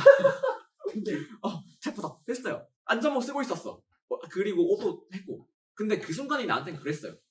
그래서 나 하고 싶은 거 해야겠다 하고 그 뒤로 올리브영으로 이제 지원을 해서 입사하게 되면 이제 본격적인 화장품 인생이 시작되죠. 이게 몇 년도죠? 2016년. 그럼 16년부터 이제 올리브영에서 화장품 맨날 보니까.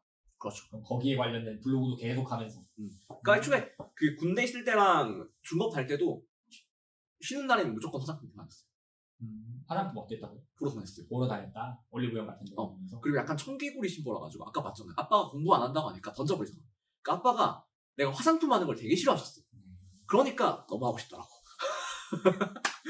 은근히 좀 어떤 부모님에 대한 반항심이 약간 공부에서는 안 좋은 방향으로 발현했다면 여기서는 원동력이 됐죠. 그죠. 이게 사실 대학교 과 같은 경우에도 제가 원래 그 간호과를 가고 싶었어요.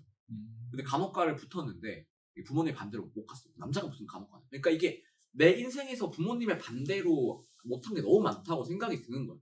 그러다 보니까 저때쯤에는 그냥 나오고 싶은 거 할래 상태였던 거지. 그래서 화장품을 계속 했고 그걸로 입사를 했고. 그러니까 제가 화장품 올리브영 가맹점에 들어가서 알바로 시작해서 알바에서 뭐 예쁘게 봐줘서 직원 되고 가맹점 직원에서 CJ 본사에서 너 한번 와볼래 해서 직영 직원까지 간 케이스란 말이야. 완전히 밑바닥부터. 근데 이제 그래도 부모님이 CJ 들어가니까 좀 약간 인정은 해줬지. 제가 막 화장품 얼굴에 바르고 향수 맨날 뿌리더니 CJ 갔네. 그래도 인정을 딱 좀 해주시나 싶었는데 제가 이걸 CJ에서 2016년부터 19년까지 다녔죠. 그리고 나와버렸어.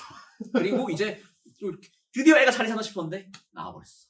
그 나올 때가 19년인가는 거잖아요? 맞아요.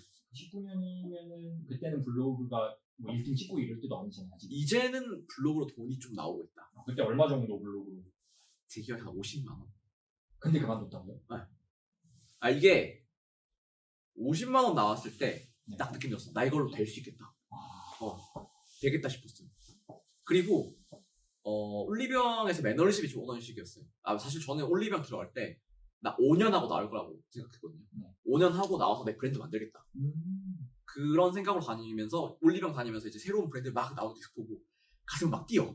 근데 나는 브랜드 만드는 거 뭔지 아무것도 몰라. 그때 당시엔 뭐 BM이 뭐고 MD가 뭐 이런 것도 아무것도 모르고 그냥 나는 화장품 관련 일은 내장밖에 없는 줄 알았어. 그 정도로 아무것도 모르는 상황에서 지금이야 알죠. 그때 당시에도 공장에다 돈 주면은 브랜드 만들 수 있는 거. 그때 그런 거 몰랐어요. 그냥 얼마 드는지 모르니까 난 되게 많은 돈이 필요하다 생각했던 거야. 근데 올리병 연봉이 3천 중반. 이걸로 내가 될까? 공장에 들어가야겠다. 갑자기요? 네, 돈 많이 벌어야 되니까 브랜드 만들려면. 공장 생산직 이런 거. 생산직. 그게 세니까. 네. 그래서 어쨌든 블로그로 내가 50만 원 더 벌고 그래서 현대자동차 계약직으로 들어가요. 킹산직. 현대자동차가 너무 좋아. 그러니까 지금은 사실 막 킹산직인데 그때는 그렇게 막 인기가 막 엄청 이건 아니지 않았나요? 정확히 말하면 그때가 현대자동차가 돈을 가장 안 주던 시기예요. 그래요. 근데 그래도 내가 봤던 거에 비해서. 왜냐면 현차가 상여금이 되게 큰데 지금 현차가 잘 되잖아요. 2011년 잘 되잖아요. 그 중간 시점에 제가 알기로는 좀 잘 안 나오던 상여금이. 근데 어쨌든 간에 우리가 그 공장 다니면 좋은 게 뭐냐면 제가 그냥 이어폰을 듣고 항상 오디오북을 들었어요. 그리고 또 뭐 논란은 좀 있는 분인데 최면 하시는 분이 한 명 있어요. 네. 근데 최면 당신은 성공할 수 있습니다. 당신은 잘 됩니다. 그래서 막 그거 계속 들으면서 거의 약간 자기 세뇌 수준 나오면서. 세뇌하고. 그래서 뭐 어쨌든 간에 자기 세뇌를 하고 그리고 우리 뭐 다른 분들 자기 개발 영상들 보면서 난 할 수 있다 하면서 현차 다니면서 화장품 책 쓰고 강의 만들고 유튜브 시작하고 그리고 블로그하고 이걸 이제 N잡을 펼치기 시작한 거죠. 그때부터 사실 지금 우리가 아는 쭈니덕의 모습이 되고 있고. 그렇죠. 2019년에 그 화장품 강의가 나왔어요. 국가 자격증이 처음 나왔어요. 그때 제가 그 강의를 대한민국에서 사실상 저 혼자 했어요. 되게 간이 컸죠. 대학교 자퇴했거든요. 그때 대학교 자퇴했는데 그 석박사 그리고 온갖 대기업에 있는 사람들이 보는 강의를 내가 했어. 고졸이. 근데 왜냐면 나는 너무 간절했거든. 이걸로 인정받고 싶었는데 그냥 욕을 먹어도 어쨌건 간에 이거 내가 해야겠다. 그래서 준비를 진짜 그냥 코피를 가면서 했어요.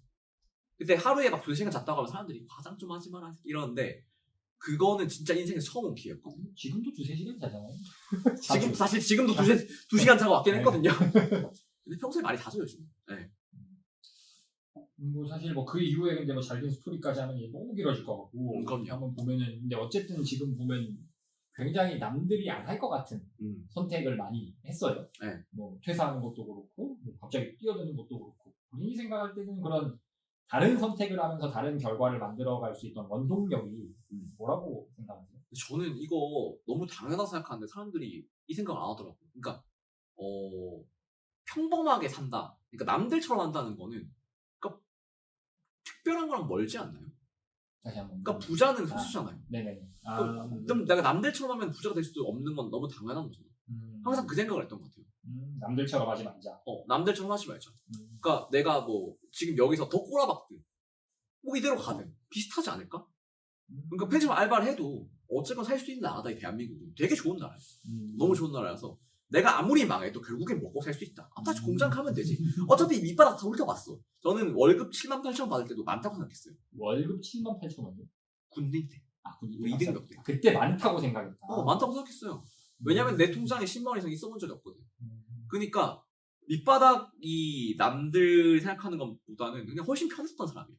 그러니까 이렇게 하면 뭐 큰일 나지 않아? 그런 게 없었어. 나는 밑바닥이 원래 편해. 난 원래 프롬 밑바닥이야. 그러니까 이제 계속 했던 거죠. 잃을 게 없다. 이럴 게 없다. 여기서 미끄러지나 아니면 계속 하나 내 인생은 그대로다. 그럼 한번 제대로 해보자. 기본은 난 남들처럼 하지 말자. 근데 그래도 되는 이유는 어차피 잃을 게 없다. 어. 대한민국에서 굶어 죽진 않는다. 애초에 블로그로 수익화 빡 한 것도 남들이 안 하는 방식인 거예요. 남들이 안 하는 방식이라 하면.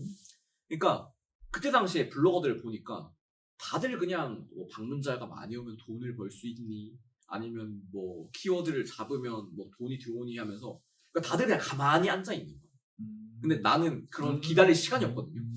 왜냐면 솔직히 다들 그 생각해요. 지금 생각해보면 20대 중후반 늦지 않았어. 근데 그 당시에는 얼마나 늦었다고 생각했겠어요. 그러니까 내가 전부 다 메일을 돌렸다. 브랜드한테. 내가 이거 써줄게.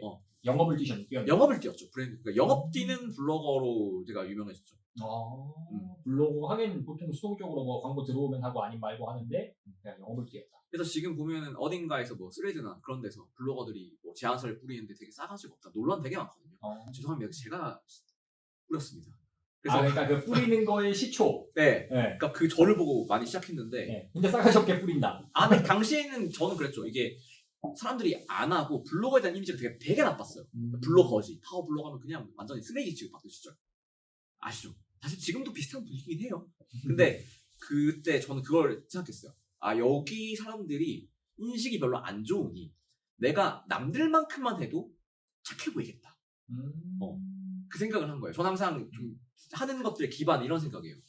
남들만큼만 해도 더 좋아 보이는 걸 하려고 해요. 얘가 블로그 유튜브를 했던 이유는 블로그 유튜브 하시는 분들 퀄리티가 너무 안 좋은 거예요. 내가 유튜브를 하고 싶은데 사진도 못 찍고 영상도 못 찍어. 근데 블로그로 유튜브를 하면 사람들이 보기에 이 분야에서는 퀄리티가 좋아 보이겠다. 블로그에서도 기본만 해도 매너 있어 보이겠다. 그런 걸 관점으로 시작한 거죠. 그러면 이제 뭔가 처음에 뭔가 새로운 선택을 할 때는 이제 남들처럼 하고 싶지 않다가 스타트였고 근데 이제 그거를 성과를 내는 과정에 있어서는 좀 수준에 미달인 분야나 그런 영역에서 남들 이상 현금만큼만 하자. 그죠. 남들만큼 하자. 근데 되게 좋은 것 같아요. 레몬마켓 이런 데서 돈 잘 버는 사람 많은 것처럼. 그죠. 너무 좋은 마음인 것 같습니다. 아까 스레드 이야기가 마침 나와서 그런데 사실 뭐 쭈니덕이 네이버로 시작을 했지만 사실 요새 쭈니덕을 만나는 사람들은 인스타 그리고 스레드에서 그죠. 스레드 핵인싸잖아요. 스레드 많이 하죠. 네, 그러면은 스레드나 인스타를 하시는 게 본인의 어떤 비즈니스나 뭐 어떤 매출 상승 이런 데 도움이 많이 되나요? 저는 결국에 이 매출이라는 게 관계라고 생각을 해요. 그러니까 이 사람한테 내가 돈을 받으려면은 이 사람한테 가치를 줘야 되잖아요. 근데 가치를 주기 위해서는 관계가 있어야 돼요. 예를 들어서 우리 대표님이 유튜브 강의를 만들었어. 여기 다른 애가 있는데 얘가 한 20만 원 더 싸. 그래도 이제 우리가 이렇게 만난 관계가 있으니 저는 대표님 강의를 살 거란 말이에요. 만약에 산다면. 그럼 이제 그런 관계를 많이 만들어두는 게 되게 중요하단 말이에요. 그런 측면에서 우리가 관계라는 거, 뭐 친구도 좋고 가족도 좋고 관계를 생각해보면 우리가 관계라는 건 이 사람과 보낸 시간, 그리고 이 사람과 한 대화, 그리고 이 사람의 생각과 과정을 알고 있는 그런 것들이 결국 관계란 말이에요. 그래서 저는 저를 드러내고 최대한 많이 생각을 보여주고 그 사람들에게 좀 반응을 해주는 걸 되게 중요하게 생각해요. 심지어 다행히도 성향이 그런 걸 재밌어하기도 하고 그러다 보니까 그런 거에서 저를 봐준 분들이 제가 무슨 화장품을 만들어도 화장품 관심 없는 진짜 아저씨도 사고 고맙다고 우리 엄마 선물 드린다면서 또 사시는 분도 있고 그러니까 그런 걸 겪어보니 저는 사실 너무 좋은 거죠. 왜냐면 이거 내가 그냥 수다 떠는 거 인정 욕구 하는 거 너무 좋아하는데 이걸 하니까 이게 돈이 되는구나. 그러면은 이 사람들 도와주고 그리고 내 생각 이야기 많이 해주면서 벌자. 그리고 이걸 절대 놓치지 말자. 그러면 다음 제가 하려고 했던 질문이 사실 인스타나 스레드를 많이 하는데 이걸 비즈니스로 어떻게 써먹을 수 있냐라고 여쭤볼라 했는데 답이 나왔네요. 관계를 쌓는 용도로 관계를 쌓아야죠. 사용한다. 관계를 쌓는 데는 사실 인스타 스레드가 제일 요새 좀 수월한 플랫폼이다라고 생각하시는 건가요? 저는 관계를 깊게 파고드는 데 또 블로그가 되게 중요하다고 생각하는데 우리가 날 알게 하는 거 그리고 이제 연속적으로 보게 하는 거는 이제 유튜브 그리고 인스타가 그 중간 단계라고 생각해요. 스레드도. 왜냐면 블로그는 말했듯이 검색해야 볼 수 있고 근데 텍스트 플랫폼에서 처음으로 추천 기반이 이제 트위터 그리고 뭔가 대중성을 낮춘 게 스레드가 된 거잖아. 그러니까 예를 들어서 트위터 하면은 약간 너 트위터 해? 이런 느낌 X 해? 이런 느낌이었는데 스레드는 그래도 요즘 많이 하니까 이 느낌이 돼서 트렌디한 느낌. 트렌디한 느낌이 좀 있어서 그런 것도 활용을 좀 하고 있고 결국에 저는 어떤 플랫폼이든 그러니까 주변에서 저처럼 유튜브, 인스타, 스레드, 블로그 다 하는 사람을 저는 본 적이 없어요. 아마 하는 사람은 있겠지만 이 네 개 다 되게 밸런스 있게 잘 됐다기 애매하고 적당히 하고 있는 사람은 진짜 적을 거예요. 근데 이걸 하는 이유는 저는 이 사람의 1초를 더 빼앗는 걸 굉장히 중요하게 생각해요. 나랑 조금 더 1초 같이 있게. 1초를 더 빼앗아라. 결국에는 그 1초를 더 빼앗는 것이 우리가 소위 말하는 브랜딩. 초록색 하면 뭐가 떠요? 스타벅스. 네이버라고. 네이버 저도 네이버 빨간색 하면. 빨간색이요? 빨간색 뭐 있죠? 전 코카콜라 떠오르고. 맞네. 뭐 노란색 하면 노란색은 에르메스 노란색이라고 하면 좀 나. 이런 식으로. 뭔가 했잖아요. 약간 이제 세뇌하는 거죠. 노란색으로 보여주면서. 그래서 결국에는 저는 그 사람들의 노란색이고 싶고, 그 사람들의 블로그이고 싶고, 그 사람들의 유튜브이고 싶고, 그 사람들의 스레드이고 싶고. 그 사람들의 노란색이고 싶다. 그래서 뭐 그런 걸 하고 있습니다. 네. 되게 좋습니다. 그러면은 슬슬 마무리 단계로 이제 들어가는데 네. 한번 이제 만약에 케이스를 좀 나눠볼게요. 과거에 쭈니덕 같은 사람이 하나 있어요. 네. 뭐 어릴 때 상처가 있다든지 아니면 뭐 경제적인 불만족이 있어서 뭔가 좀 잘하고 싶어. 근데 내가 당장 뭘 해야 될지 모르겠어.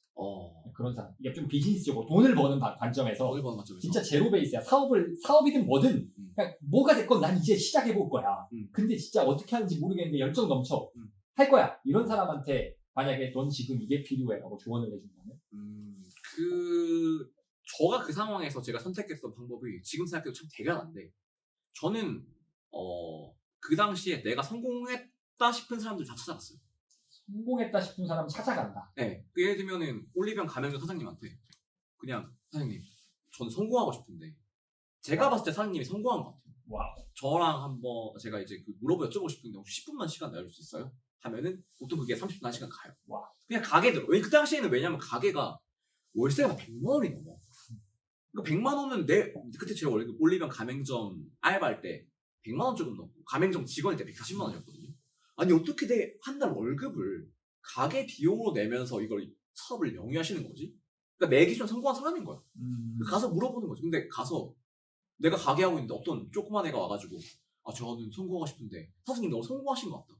인정을 꼭 채워주면서 사장님 성공하시면 어떻게 하는지 듣고 싶어 하면서 어른들이 지혜를 들었던 거지. 제 근데- 친구 아버지도 그 중공업 하청 사장님인데 그분한테도 뭐 어떻게 하면 성공할 수 있는지 그런 거 계속 들어보고 하니까. 근데 그 가맹점 사장님이라고 하니까 그러니까 뭐 진짜 막 엄청 유튜브에서나 보는 TV에서나 보는 엄청난 사람들까지 못 가더라도 주변에 나보다 나은 사람들한테 가서 물어봐라.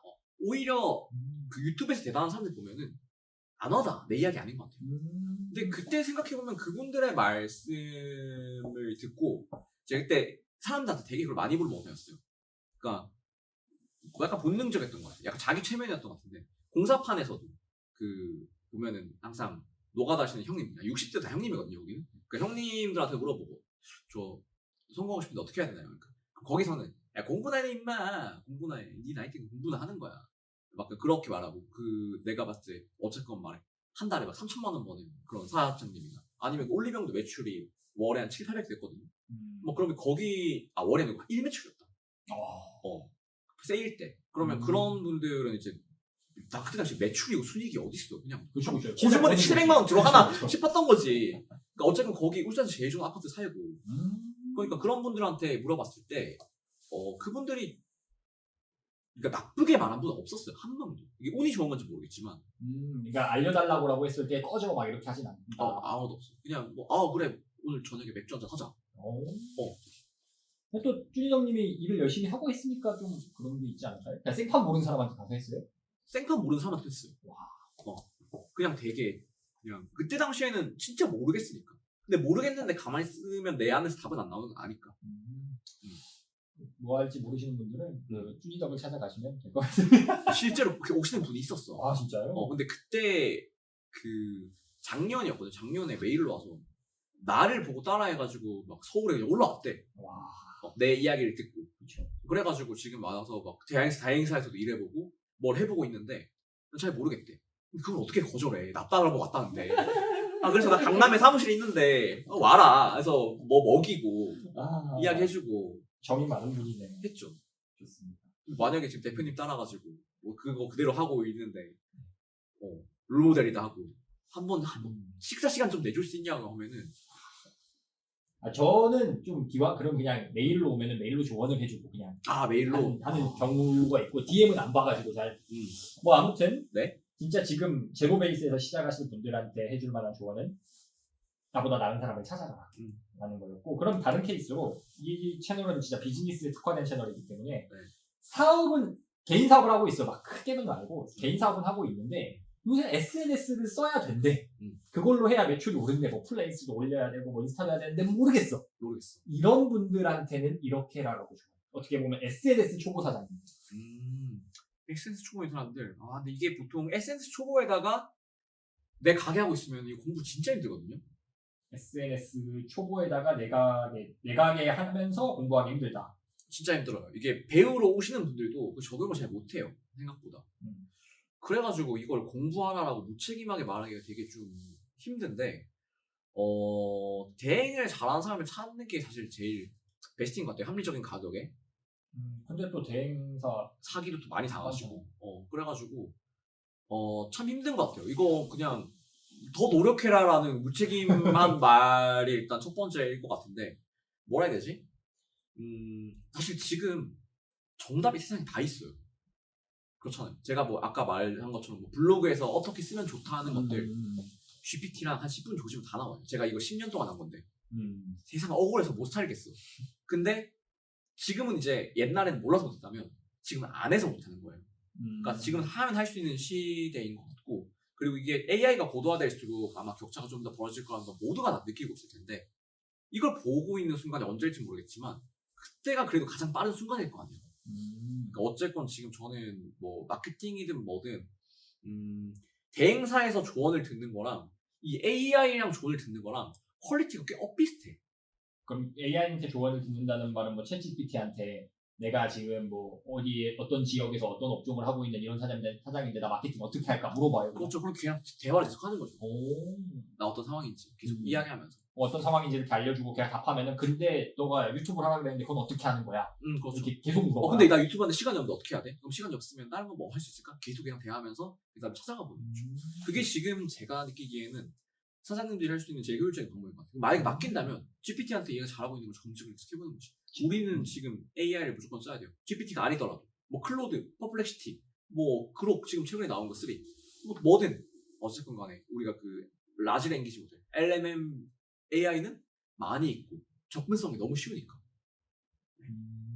그러면은 어쨌든 완전 초보자 사장님 입장에서 처음에 방향 잡을 때 AI에 물어보는 게 괜찮다. 지금 시점에서 괜찮은 것 같습니다. GPT가 나아요? 퍼플렉시티가 나아요? 뭐 쓰는 게 나을까요? 저 원래 딱 정확하게 GPT로 검색한 걸 클로드로 구조화시켜서 퍼플렉시티로 실내성 검증을 했거든요. 한 몇 개월 전만 해도. 근데 지금 퍼플렉시티 실내성 검증 안 해도 되게 됐고 클로드 글 쓰는 거를 뭐 그룹에 좀 잘 쓰고 막 되게 항상 바뀌는 것 같아요. 안 해도 된다는 게 GPT가 출처를 알아서 찾아온다. 진짜 찾아오게 바뀌었고 이게 보면은 영상이 1개월 전이라도 지금 막 계속 바뀌거든요.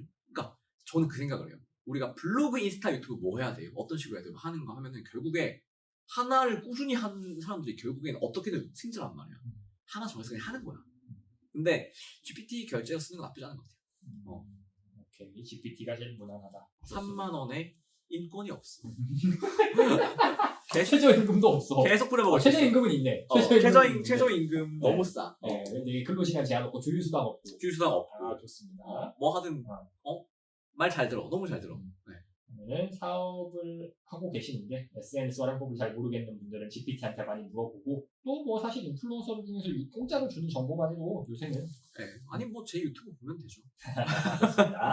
머니덕 채널이라고 있고 네. 쭈니덕 채널이라고 블로그 채널이 따로 있고 네. 그런 것도 있어서 여러분이 많이 참고하시면 될 것 같고 마지막으로 한번 질문 드려볼게요. 이거는 제가 앞으로 팟캐스트 하면서 공식 질문으로 하려고 하는 건데 궁금하다. 심플합니다. 네. 왜 일하세요? 왜 일하냐? 저는 증명하기 위해서. 무엇을 증명하는 거죠? 내가 어디까지 갈 수 있는지 한번 여기 태어나서 알아보고 싶어.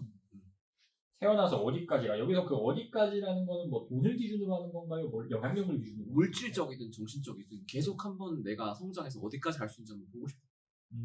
우리가 이 우주의 먼지인, 은하의 먼지인, 태양계의 먼지인, 지구의 먼지인, 한국의 이 먼지로 태어나서 사실 저는 현실적이라는 말 별로 안 좋아해요. 현실적인 게 어딨어? 다 하면 되는 거지. 일론 머스크가 왜 될 수 없어? 이렇게 말하면 비웃겠지만 비웃어도 뭐 알 바 아니고 난 내가 어디까지 할 수 있는지 그냥 그게 궁금해요. 어차피 진짜 찰나의 순간이잖아요. 우리가 24시간이라고 치면 인류가 있는 게 지구에서 지금 2분인가밖에 안 된대요. 진짜 작은 시간에 태어나서 그 짧은 시간에 사는데 내가 해보고 싶은 걸 하면서 사는 것도 의미가 있을까? 행복한 것도 의미가 있을까? 의미를 찾아봤는데 저는 그냥 궁금한 것 같아요. 이 짧은 순간 내가 진짜 무에서 태어나서 정말 없는 사람에서 어디까지 갈 수 있는가? 답이 없는 질문이잖아요. 그러니까 열려있는 결말이에요. 어디까지 할 수 있는가? 그래서 뭐 사람들이 막 조단이라면 우아하지만 저는 지금 당장 제 호주머니에 1조가 있어도 일을 할 겁니다. 그리고 죽을 때까지 만약에 내일 세상이 멸망한다? 그러면 뭐 글은 쓸 것 같아요. 일은 안 해도. 내일 세상이 멸망해도 예를 들면 내일 세상이다. 세상이 멸망이다. 큰일 났다. 이런 거라도 쓴다는 거야. 어쨌건 저는 평생 할 생각이고 그래서 즐기고 있습니다. 네. 왜 일하는가? 나는 어디까지 갈 수 있나 보고 싶어서. 한 번도 못 들어본 말인 것 같아요. 재밌습니다. 오늘 시간 내주셔서 감사합니다. 네, 재밌었습니다. 재밌었네요. 좋습니다.